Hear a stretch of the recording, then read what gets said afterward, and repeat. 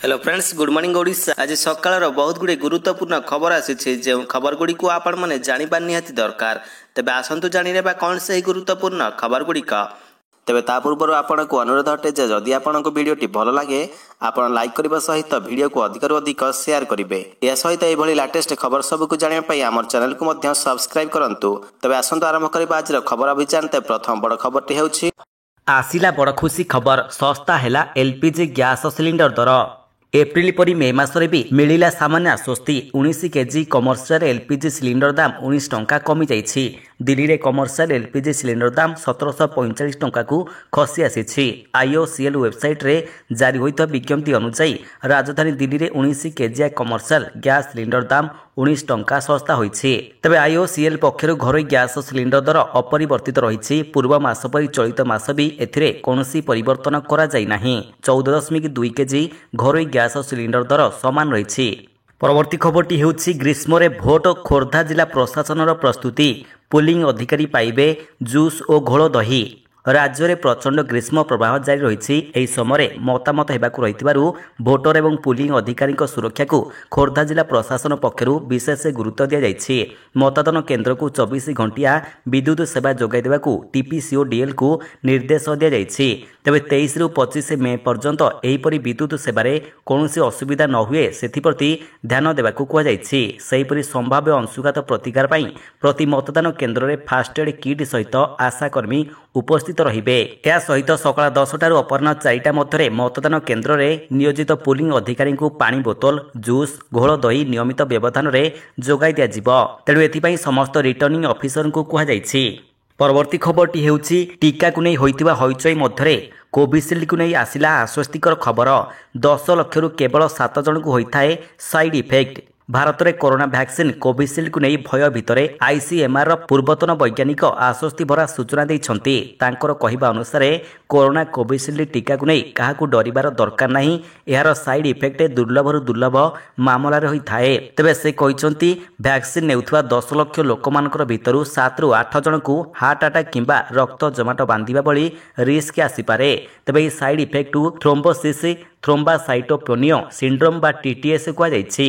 ICMR पूर्वतन वैज्ञानिक doctor Raman Ganga Khedkar कहते वैक्सीन प्रति कौनसी रिस्क नहीं। परवर्ती खबरटी हेउछि तातीरु मिलिबो सामान्य आश्वस्ति। पागरे आसिबो परिवर्तन। 6 तारिखरु राज्य में वर्षा संभावना। आसंता 2 तारिख पर्यंत राज्य में भीषण ग्रीष्म प्रवाह बा सिवियर हिट वेव और रेड वार्निंग स्थिति बलवत्तर रहिबो। तापर सामान्य ताती कमिजिबो।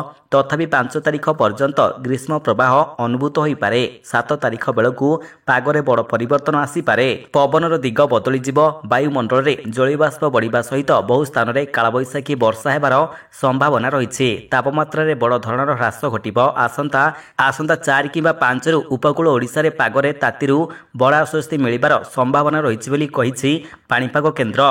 परवर्ती खबरटी हेउछि एणिकी फोन पे थिले बिना सुधरे मिलिबो लोन। एकाथरके पाइबे 5 लाख टंका। भारत में डिजिटल पेमेंट सारा विश्व पर एक उदाहरण सृष्टि करिछि। अनेक गुडी आप जरिया अति सहजरे गोटे क्लिक रे बड़ बड़ पेमेंट करि पारुछंती लोके। तबे डिजिटल पेमेंट जोगु लोकमानकु आउ सबुबेले पाखरे टंका रखिबाकू पड़ू नाही कि बैंक जिबाकू मध्य पड़ू नाही। तेबे एभली सब डिजिटल पेमेंट मध्यरु अन्यतम हेउछि फोन पे ऐप। बर्तमान एभली सब थर्ड पार्टी पेमेंट ऐप अनेक प्रकार क्रेडिट सर्विस आरंभ करिसंती। तेबे फोन पे माध्यम रे छोट छोट व्यवसायी अति कम रे 15,000 टंका पर्यंत लोन पाई परिबे। जदि आपनकर सिविल स्कोर भल रहिछि तेबे आपनकू तुरंत 1 लाख टंका पर्यंत लोन मिल जिवो। तेणु एभली सर्विस जरिया रे बैंक न जाई बिना कोनोसी दस्तावेज रे 10 मिनिट भितरे अति सहजरे पर्सनल लोन नहीं पारिबे। एभली लोन पाई नियम अनुसार फेरस्त कले परवर्ती समय एही ऐप माध्यम ग्राहक मानकू 5 लाख टंका पर्यंत ऋण मध्य मिल पारिबो। परवर्ती खबरटी हेउछि आसिला खुशी खबर। केंद्रीय कर्मचारी मानकर पिला मानकर पाठपढ़ा भत्ता सीमा वृद्धि करिबे सरकार। केंद्र सरकारी कर्मचारी एवं पेंशनभोगी मानकर पई चलित 2024 वर्ष आरंभ में सरकार महंगा भत्ता बा डीए रे 50% वृद्धि करथिले। एबे सरकार कर्मचारी मानकर पई पुणी एक खुशी खबर नहीं आसिछंती। सरकार केंद्रीय कर्मचारी मानकु दुईटी उपहार देवाकू जाउछंती।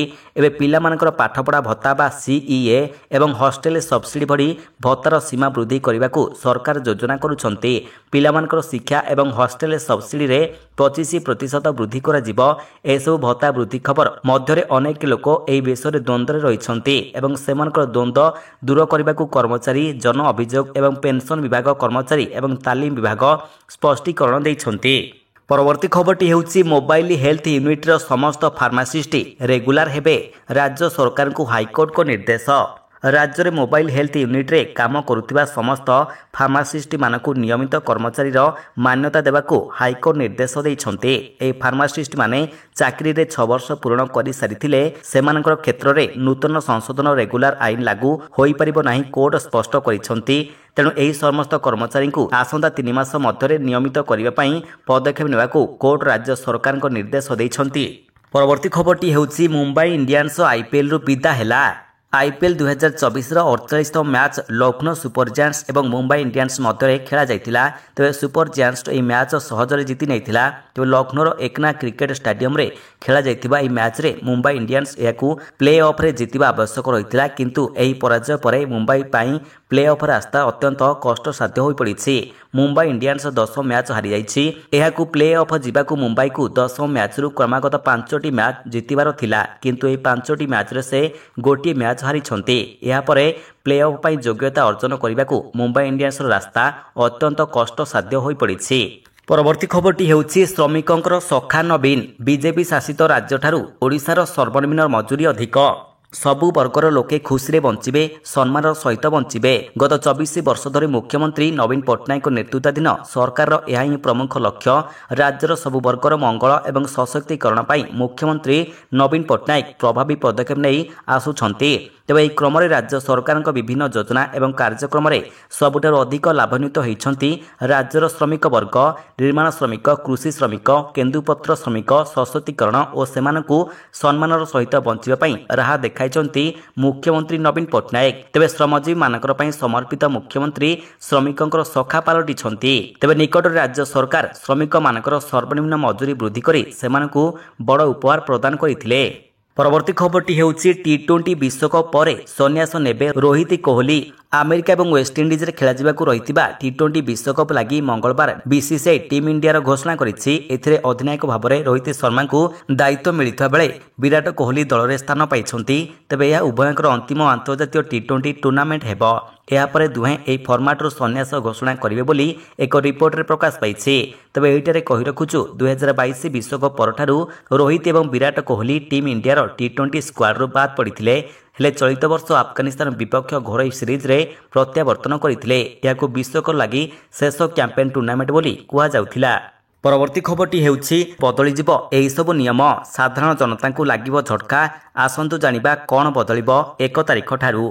मे मास ठारू आरंभ होबाकू जाउछि नुआ मास सहित आर्थिक जगत सहित जड़ित अनेक परिवर्तन घटिबाकू जाउछि। एही परिवर्तन गुड़िक साधारण लोकमानकर पॉकेट को सीधा सड़क प्रभाव पकाइबो। मे मासरे सिलिंडर मूल्य रे परिवर्तन हेबो। म्यूचुअल फंड निवेशक एवं बैंक ग्राहक मानकर सहित जड़ित अनेक नियम मध्य परिवर्तन हेबाकू जाउछि। तबे 2024 मे 1 तारिखरु व्यवसाय जगत रे घटुथुवा किछि गुरुत्वपूर्ण नियम विषय आसंतु जानि नेबा। प्रथमटी हेउछि पेट्रोल डीजेल एवं एलपीजी मूल्य रे परिवर्तन। तो पेट्रोलियम कंपनी गुड़िक प्रति मासरे पेट्रोल डीजेल एवं एलपीजी वाणिज्यिक एवं घरोई सिलिंडर मूल्य समीक्षा करती। एभली परिस्थिति रे सेमानकर मूल्य रे परिवर्तन 1 तारिखरु देखा जाई पारे। द्वितीयटी हेउछि म्यूचुअल फंड निवेशक मानकर पई गुरुत्वपूर्ण परिवर्तन।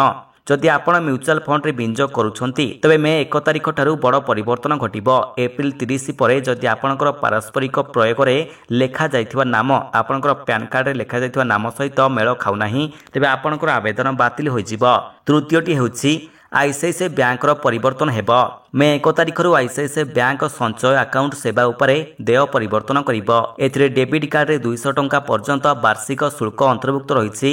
ग्रामांचल पई एही देय वार्षिक 99 टंका रहिछि। चतुर्थटी हेउछि येस बैंक संचय अकाउंट सहित जड़ित नियम बदली जिवो। येस बैंक सेविंग अकाउंट सेवा उपरे शुल्क रे परिवर्तन घोषणा करिछि। बाध्यतामूलक हाराहारी मासिक बैलेंस ठारू कम रहितबा संचय अकाउंट रे बैंक सर्वाधिक चार्ज वृद्धि करिछि। वर्तमान एभली परिस्थिति रे बैंक 250 रु 1000 टंका मध्य चार्ज करिबो।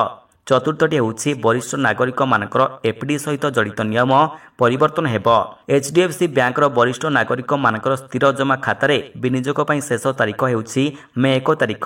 ଏହି ଖାତାଗୁଡ଼ିକରେ ସାଧାରଣ ଏଫ୍ଡି ଆକାଉଣ୍ଟ ଅପେକ୍ଷା 0.75% ଅଧିକ ସୁଧ ଦିଆଯାଉଛି। ପଞ୍ଚମଟି ହେଉଛି କ୍ରେଡିଟ୍ କାର୍ଡ ମାଧ୍ୟମରେ ୟୁଟିଲିଟି ପେମେଣ୍ଟ ଉପରେ ଚାର୍ଜ ଆଦାୟ କରାଯିବ।